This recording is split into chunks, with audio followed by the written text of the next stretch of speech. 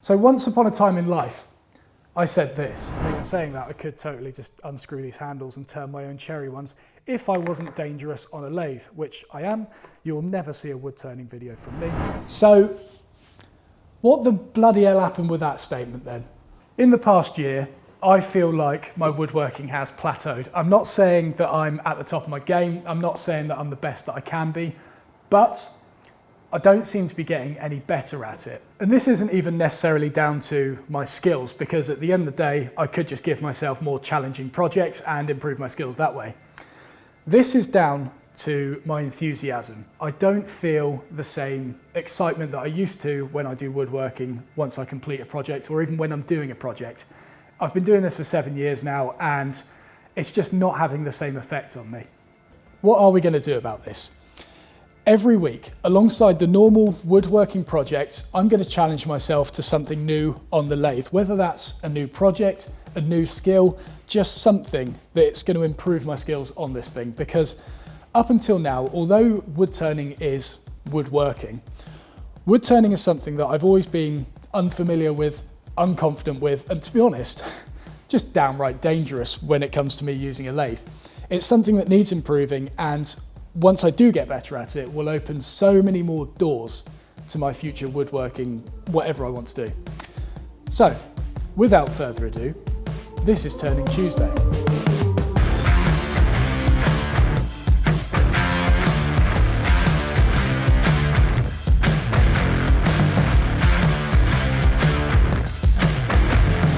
So what we're going to do in the first week is just practice. Some of these tools in my limited wood turning experience I have used. The roughing gouge, pretty easy. Parting tool, just jam it in and part off things, don't you? Spindle gouge, I've used to some extent, but to be honest, although I know that the spindle gouge is mainly for spindles and the bowl gouge is mainly for bowls, I can see that the grinds are different, but in use, I've never used a bowl gouge, so I don't really know. And the SKEW Chisel. Sometimes this goes well, sometimes it goes horribly wrong and I get disgusting catches with it. I need to practice on this. So let's get some wood on the lathe and just have a go.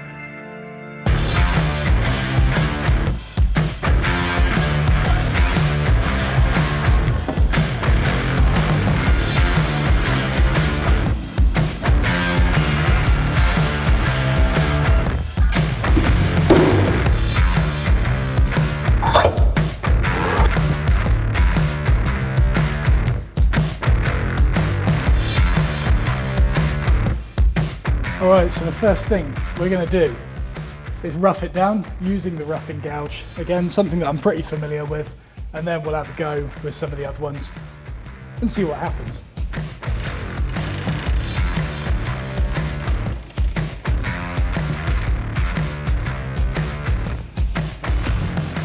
Alright, so the first thing I'm noticing as I'm roughing this off is it's kicking back at me quite a lot because there's such massive corners here.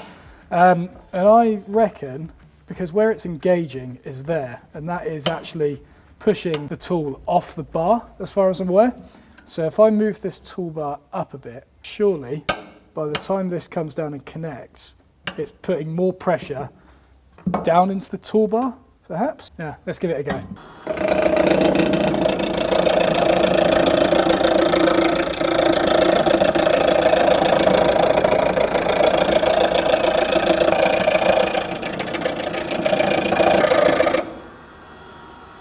Well, that made it significantly easier. I don't know if that's standard practice or not. It is worth me saying that, actually.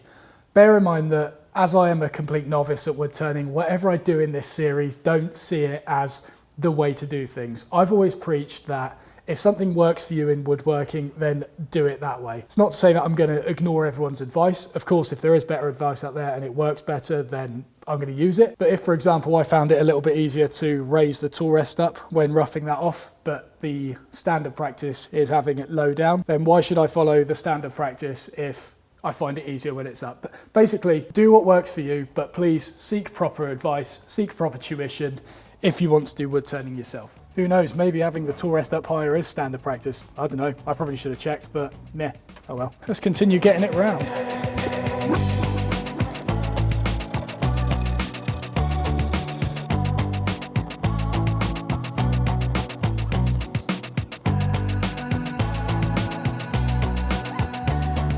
All right, so I've got it cylindrical.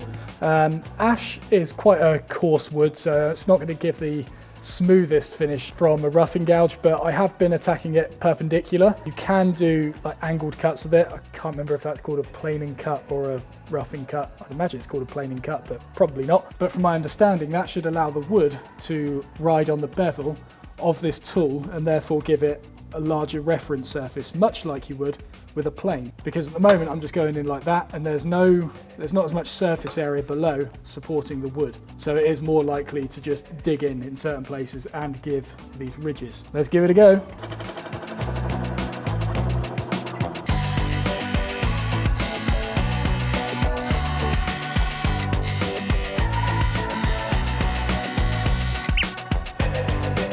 Beautiful. It's still not smooth, but you can see the better finish from doing that angled cut thing. And case number one for transferable skills being useful. In my video, how to plane correctly, I said that when you're planing, it's a lot easier to just lock the plane into your body and do everything with your legs. Then you'll get much more consistent pressure and it'll just be a lot easier to use the plane. I'm finding it's much the same thing with this tool. Before I was just using my arms, and you just, as soon as they get further away from your body, they're more likely to sort of wave all over the place. With this, when I was doing that planing cut, I don't know, the smooth one, I found it was a lot easier to lock the tool into the side of my body and just do everything with my legs. So you get locked into the cut and then it's consistent along the entire length then. So there we go. Woodworking has already taught me something about wood turning. That is the whole reason for this series, because I want wood turning to teach me things about woodworking, not necessarily making things round, but just little skills that you didn't even think of until you did wood turning. That's the idea. And by the way, I am going to get some different camera angles for this series soon. It isn't just going to be plonked here. I want to get a nice overhead one, maybe a GoPro back here, various camera angles so you can see the action from various angles. So now I'm going to carry on that skewed cut along it, get it all smooth, and then we'll have a go with the SKEW chisel and see if I can make this even smoother than it already is.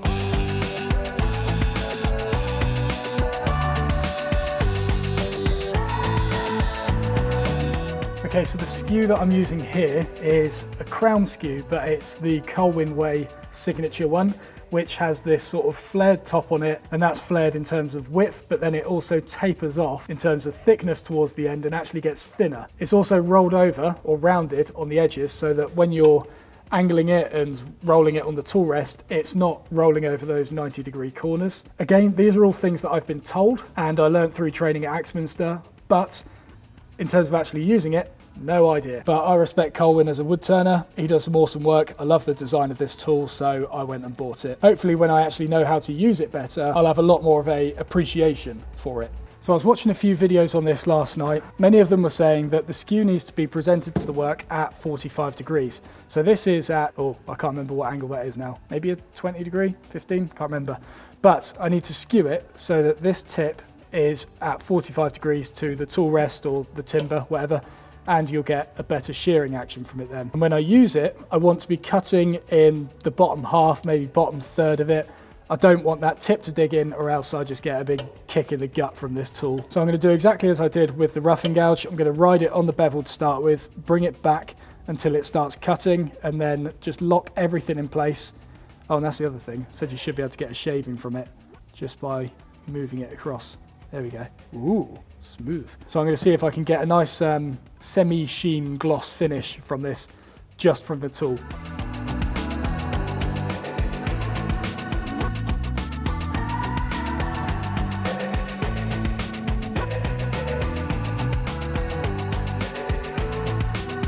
All right, pretty happy with that. That is incredibly smooth. All right, so I'm going to try and turn some beads with this thing now. So I'm probably just going to stick the tool in either way. Can't imagine either way would have too much of an issue. And then I'm going to bring it across and then sort of spin the tool round so it's perpendicular with the wood as I'm going. Now I know for a fact that I'm going to get kickback doing this, and I know the reasons for kickback happening. It's for wherever the cutting edge is on the SKEW chisel, if it's not in line with the tool rest. So let's say, for example, I want to take this cut. It's cutting around here and it's touching the tool rest right below it. If I try and cut with it up here, and it's touching the tool rest where it's not in line with that cutting edge, it's going to cause the tool to spin and then shoot across the work. I'd imagine it would be the same for down here. Yeah, it would cause the tool to twist and then shoot down that way. So when I'm rolling the bead, I want to make sure that that cutting tip is constantly in line with wherever I spin this. So again, this is one of those things that I know in theory, but in practice, my muscle memory doesn't know how to do it just yet. Much like anything, I think that's just going to take a little bit of practice and a little bit of mistakes, and I'm going to lose this lovely smooth surface. Oh no, let's go for it.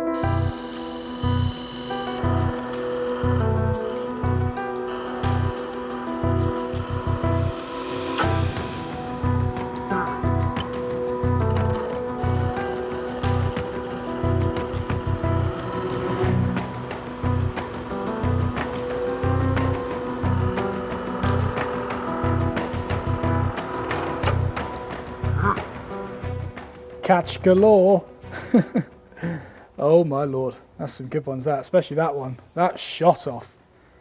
Blimey. I think to begin with, I was just going way too fast. I'm used to watching professionals do this and they just go woof and they're straight in there cutting the bead. I momentarily forgot that I'm still a beginner, might have got too confident, and yeah, I need to remember to go slowly and just watch where it's cutting, and remember to swing the tool around so it's perpendicular as well. I'm really struggling. I tend to go along like this and then just try and lift it to dig it in like that, and that is what's causing it to shoot across. I need to spin it. God, it's such a weird movement. Whew. Let's go again. These catches are scary.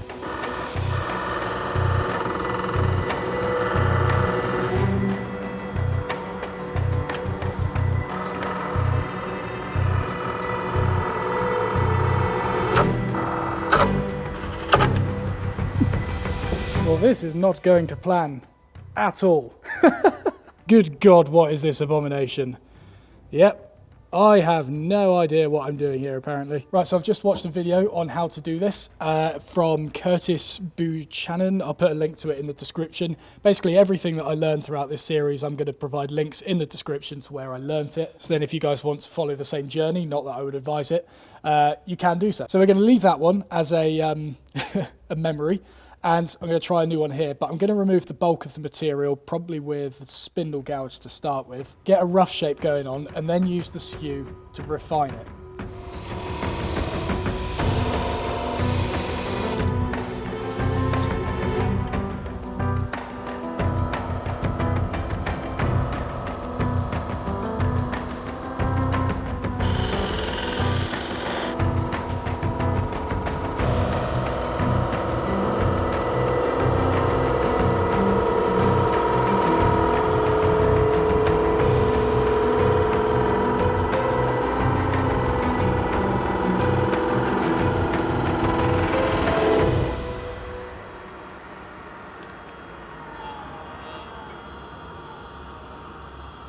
Damn!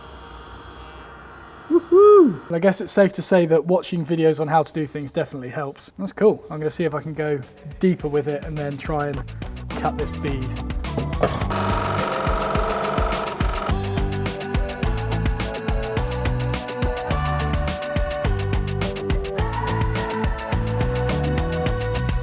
Alright, so it's got to the point where my SKEW chisel's too wide to fit in there and cut any more of the bead, but what an improvement.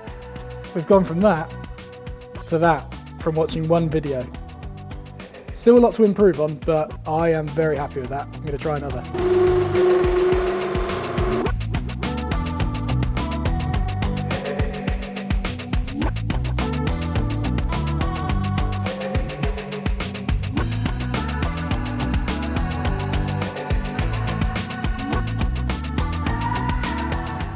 Alright, so I've gone from something that doesn't look great, and we've slowly improved it until I've got to this one, which I'm pretty happy with. It looks relatively consistent, I think. I'm just getting it like logs on video now before I try and change it, and then end up getting a huge bit of tear out on it, because inevitably that will happen if I try and fix anything. But yeah, I just wanted to get it on camera before I made it worse.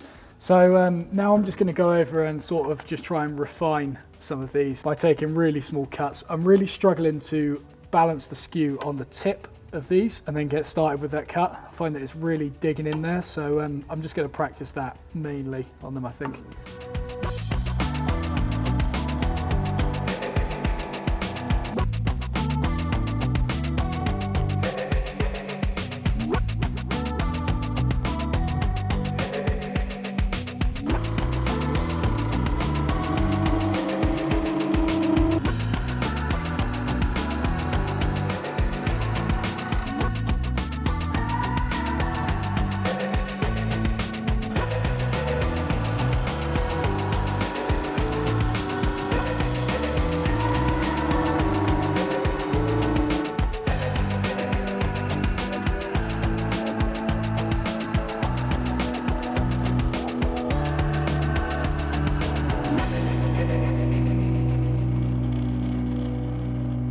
Right, so the face shield has just run out of battery, but this is what we're left with.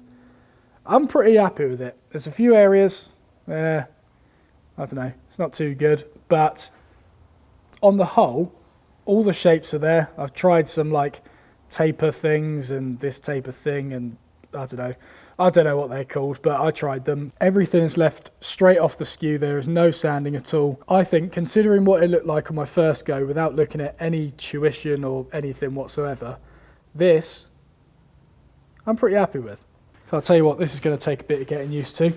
So that is it for Turning Tuesday this week. Next week, I'm going to focus on the spindle gouge parting tool and then incorporate the SKEW Chisel into that as well and just do a bit more spindle-based practice. And then, of course, I will probably move on to some sort of projects. So if you have any suggestions of quick beginner projects that you'd like to see me try, leave them in the comments below. And also, if you're interested in any of the wood turning tools, respirator, lathe, whatever I'm using here, not that I'm a great endorsement for all this stuff because I have no idea what I'm doing, but if you'd like to know more information or just the names of the stuff that I'm using, have a look at my profile on kit.com. Link to that is in the description. Yeah, that's it. Thank you very much for watching. See you in the next video.